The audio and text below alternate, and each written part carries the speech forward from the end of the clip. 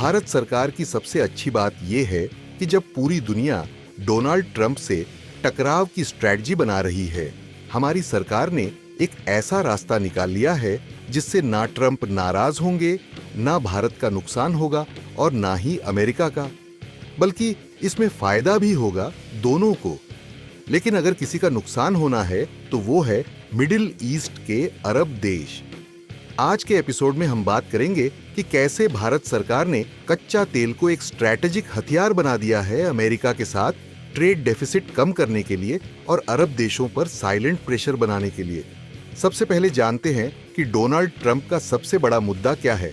दरअसल अमेरिका का व्यापार घाटा यानी ट्रेड डेफिसिट, मतलब अमेरिका दूसरे देशों से ज्यादा सामान खरीदता है लेकिन बेचता कम है। उदाहरण समझिए, अगर अमेरिका एक साल में 10 अरब डॉलर का सामान खरीदता है लेकिन सिर्फ 5 अरब डॉलर का सामान बेचता है, किसी देश से 100 रुपए का सामान खरीदता है लेकिन उस देश को सिर्फ 60 रुपए का बेचता है, तो 40 रुपए का ट्रेड डेफिसिट हो गया। 2024 में अमेरिका का कुल ट्रेड डेफिसिट था करीब 982 बिलियन डॉलर।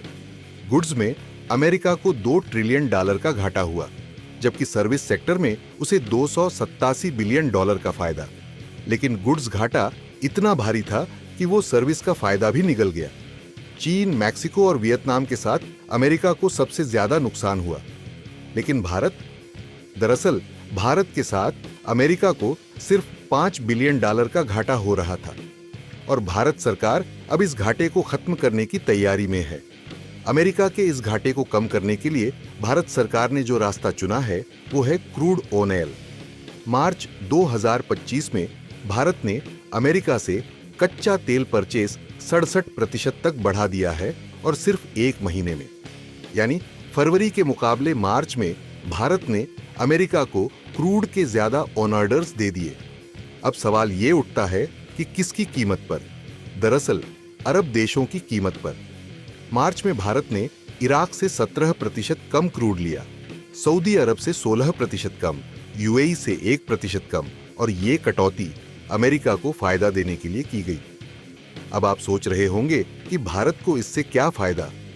दरअसल देखिए, भारत अपने कुल कच्चा तेल का 85% इंपोर्ट करता है और भारत की रिफाइनरीज इतनी वर्सटाइल हैं कि वो किसी भी ग्रेड का ऑयल प्रोसेस कर सकती है।